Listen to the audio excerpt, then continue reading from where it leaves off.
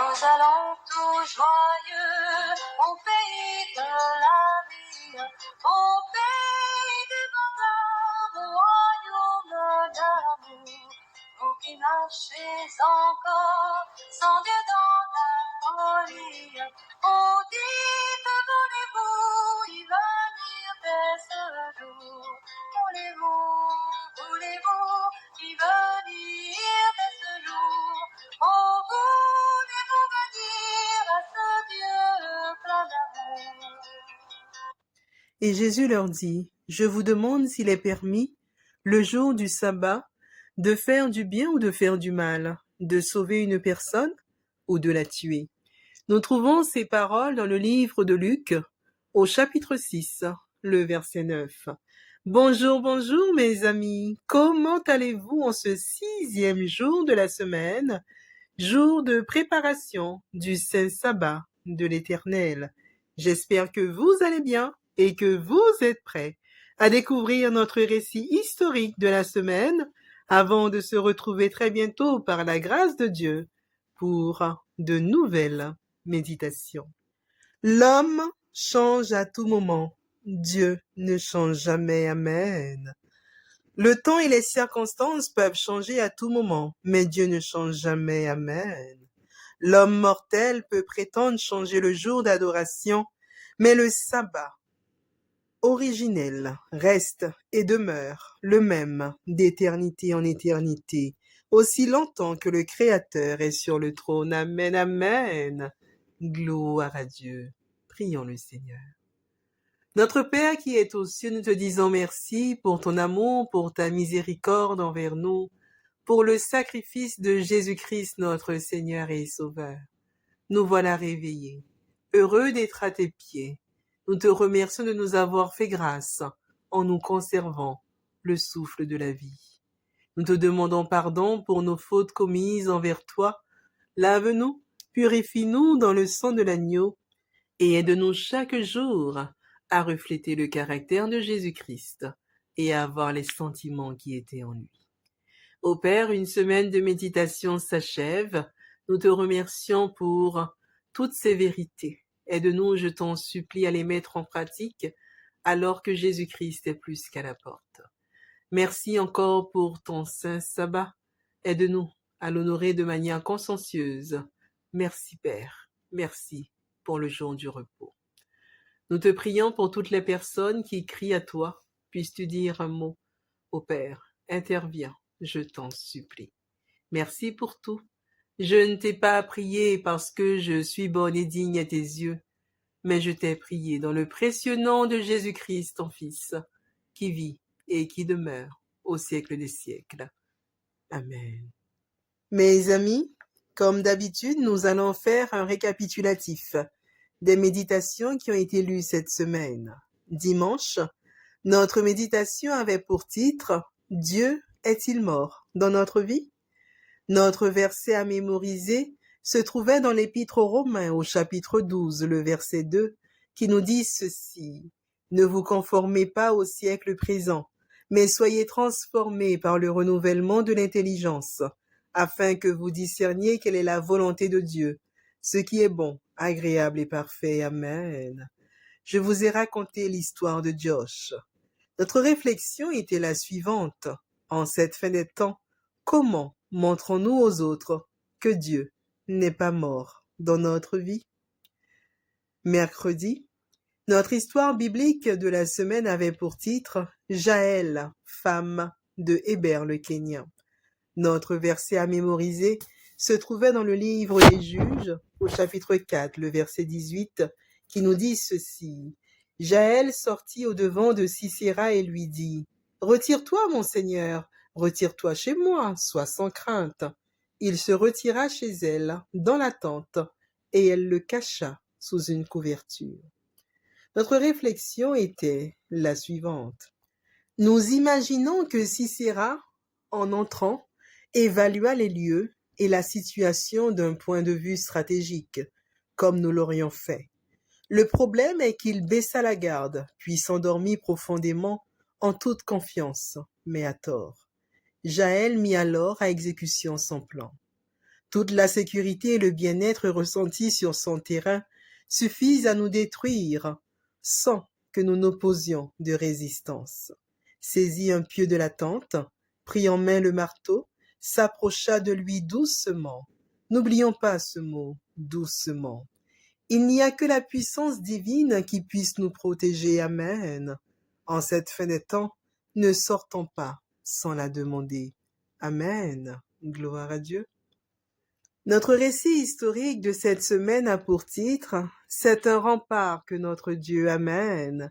Nous trouvons ce cantique au numéro 358 du recueil Hymnes et louanges. Notre verset à mémoriser, nous le trouvons dans le livre des Psaumes, au chapitre 18, les versets 3 et 4 qui nous disent ceci. « Éternel mon rocher, ma forteresse, mon libérateur, mon Dieu, mon rocher, où je trouve un abri. Mon bouclier, la force qui me sauve, ma haute retraite. Je m'écrie, loué soit l'Éternel, et je suis délivré de mes ennemis. Amen. Gloire à Dieu, amen. Ce matin, je vais vous raconter l'histoire du cantique « C'est un rempart que notre Dieu », écrit par Martin Luther. C'est un rempart que notre Dieu a été écrit dans la nuit du 15 au 16 avril 1521. Les paroles et la musique par Luther lui-même. C'était la dernière nuit avant sa comparution à Worms en Allemagne. Il ne savait pas ce qui l'attendrait là-bas, il se doutait seulement qu'il serait dans la gueule du lion. Le cantique se répandit en Allemagne comme si les anges l'avaient diffusé. Amen. L'un de ceux qui ont contribué à sa diffusion fut le poète Hans Sachs. Il le fit imprimer sur des ouvrages qui représentaient une gravure sur bois. La légende disait « Chaque chrétien courageux, revêtu de l'armure chevaleresque, peut aborder tranquillement comme ce chevalier le désert de ce monde, sans avoir à craindre ni la mort, ni le diable, s'il porte ses regards vers la cité de Dieu, sur la montagne du salut. Amen. Il peut les vaincre totalement et les mépriser comme ces anciens chevaliers et chanter joyeusement. C'est un rempart que notre Dieu. Cet ouvrage se vendait pour quelques sous et fit du cantique un chant populaire. Il est devenu l'hymne national de l'Allemagne. Luther lui-même fut réconforté par le chant qu'il avait composé. Lorsque les dangers s'accumulaient autour de lui, il se tournait vers son ami Mélanchthon et lui disait « Viens Philippe, chantons le psaume 46 » et il le chantait. Amen. Gloire à Dieu. Lorsque l'église de Wittenberg en Allemagne fut prise par les ennemis de la Réforme et que Mélanchthon, Jonas et Kreuziger furent bannis à Weimar, une ville d'Allemagne, ils entendirent une petite fille chanter « Et si le monde était rempli de démons ?» Mélanchthon, Jonas et Kreuziger furent consolés et réconfortés. En 1720, un réveil remarquable eut lieu dans une ville de la Tchéquie, la Moravie. Les jésuites s'y opposèrent et interdirent les réunions. Ceux qui continuaient à s'assembler furent arrêtés et emprisonnés. Un jour, 150 personnes étaient réunies dans une maison. La police fit irruption et saisit tous les livres. L'assemblée, nullement découragée, entonna la 3e strophe du cantique de Luther. Que les démons forgent des fers pour accabler l'Église. Ta Sion brave les enfers, sur ton rocher assise. Constant dans son effort, en vain avec la mort, Satan conspire pour ruiner son empire. Il suffit d'un mot du Dieu fort. Amen. Gloire à Dieu. 20 chefs de famille furent emprisonnés. David Nischmann, le propriétaire de la maison, fut traité avec la plus grande sévérité. Il réussit à s'enfuir, se rendit en Moravie. Dans la 4e strophe du cantique, Luther disait La parole doit rester debout. Dieu nous aide par son esprit et ses dons. Qu'il nous prenne le corps, les biens, l'honneur, nos champs et nos femmes, laisse faire, cela ne leur sera d'aucun profit. Le royaume doit nous rester. Amen. À cause de ce cantique, des gens perdirent aussi leur vie. Tel fut le cas de l'organiste Junglin de Bodenau. Il avait vécu durant quelque temps dans la même maison que Luther et il y avait un prix à connaître et à aimer ce cantique. Lorsque, en 1627, les Croates avaient envahi sa ville, il avait obligé l'organiste âgé de 105 ans à jouer sur son instrument. Lorsqu'il avait fait retentir, c'est un rempart que notre Dieu, les Croates furent si furieux qu'ils le poignardèrent devant l'autel. En 1869, 10 000 chanteurs accompagnés de 11 000 instrumentistes présentèrent ce chant à Boston, aux États-Unis. Amen. Gloire à Dieu. Notre récit historique de cette semaine avait pour titre « C'est un rempart que notre Dieu ». Notre verset à mémoriser se trouvait dans le livre des Psaumes au chapitre 18, les versets 3 à 4 qui nous disent ceci.